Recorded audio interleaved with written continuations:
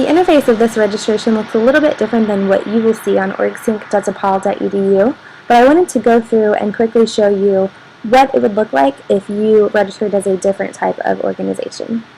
So again, you'll select Student Organization, update your social media, determine if you are a new or a renewing organization.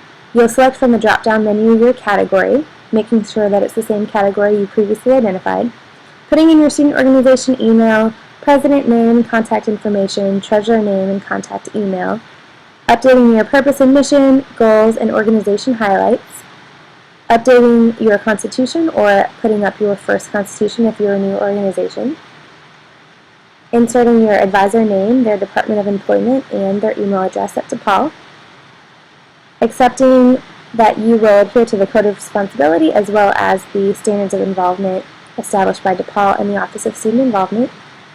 Now this will only be shown if you are not a member of a graduate, law, or honorary organizations.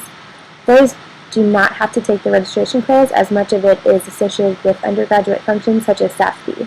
So if you are an undergraduate organization, you will be prompted to take the registration quiz, where you can click on the handbook, get all the answers that you need to do well on the quiz, and to upload that there. So if you had selected graduate, law, or honorary, you'll bypass that section. Again, if you are anything but a club sport organization, you'll be prompted to this page, where you will answer questions about your roster. And again, if you're a renewing organization, you just click to agree that your roster is up to date from last year. If you are a club sport, you'll have some supplemental questions that you need to give reviewer access to someone in campus recreation. So you'll copy and paste Nicole Garton's email into this box, let her know about your safety officer name and email address. You'll upload your organization roster here, as you see that club sports need 8 members. You agree to the same membership clause as other groups did for your membership. You will upload your inventory sheet here after downloading it from that link. If you're a fraternity or sorority life organization, you'll need to do similar access to Ashley Canty, so you'll copy and paste her email into this box. Agree that your certificate of liability insurance has been submitted to our office. This is where you'll also select and identify your chapter alumni advisor. This is different from your faculty staff advisor in that they do not have to be a DePaul employee. So this can be someone who helps out with your chapter within the Chicago community, and we just like to have a record of who those people are. So you can list their name, phone number, and email. Again, this will not be public information, it's just for us to view. If you are a spiritual or religious organization, you'll have some supplemental questions as well. Diane Dardone's email will be copied and pasted into this box. Then you'll determine whether you are a new or renewing spiritual or religious organization. Identify if you are a part of DePaul Christian Ministries or Jewish Life. And UMN likes to know when you meet, where you meet, and all the locations of your meetings, as well as the purpose, attendance, and how you wish to record such attendance. They'd like for you to insert your SRO mission statement below, as well as different organization qualities and how you relate to DePaul's mission. On a previous page, each group listed 3 goals, and UMN would like to know what tools you use to assess the outcomes of the goals that you've achieved.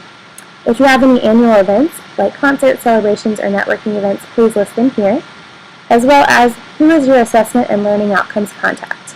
You'll put their name and email, in addition to any other leaders that assist with your organization.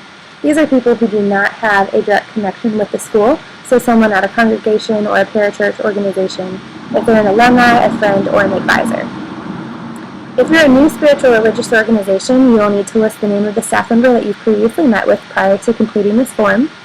If you're renewing, how many years have you been on campus, and who is your current UMN staff member contact? If you did click that you are a member of DePaul Christian Ministries or Jewish Life, there are some additional questions about your liaison that they would like to collect. If you are a cultural information is shared, if you're part of a cultural category, again, Marquise's email, copy and paste it into this box. Select, again, similar to spiritual or religious if you're new or renewing. Similar to spiritual and religious, when, where, and at what time your organizations are held. You'll have a drop-down menu, so in addition to your category, which has been selected as cultural, there will be additional questions showing you, are you identity-based, are you academic-based, to give Marquise and the other people in the Center for Intercultural Programs a better understanding of what type of group you are. Similar to spiritual and religious, what is attendance, annual events, and tools to achieve your goals. If you're a renewing cultural organization, how many years have you been on campus? And last but not least, service organizations, very similar to what you've done in the past. There's just a blurb here about what the DePaul University mission to serve the poor and or marginalized of Chicago and beyond, as well as what the DePaul Community Service Association, or DCSA, does to promote the dignity of all. You'll need to give Ruben similar access, so copy and paste his email into this box. Similarly, select if you're new or renewing, if you are currently part of DCSA, if you're not, or if you're not but are currently interested in learning more. Depending on what your answers are, you can get in contact with Ruben to give him an informational interview about your new student organization. If you do or have selected that you have interest in DCSA, again, we'll give you the means by which to contact Ruben. You won't see this because you are student organizations, but if a department on campus wanted to create a portal similar to yours, they would just need to fill out some contact information. Next steps would be the same for everyone. Again, you get the link to the student organization ambassadors. They are the ones who can assist you, and again, their email is studentorgs@depaul.edu. There will be a link once OrgConnect goes live to the student organization handbook, and you'll always be able to resource that at any time through our website or under the file section of orgsync. If you are a group that utilizes orgsync for staff funding, you can visit the page to learn more. This is something you won't see, but this is what we do to calculate what you've done or what is still necessary for you to do, and that is how we determine if a group can be approved. So thank you so much, and let us know if we can assist you.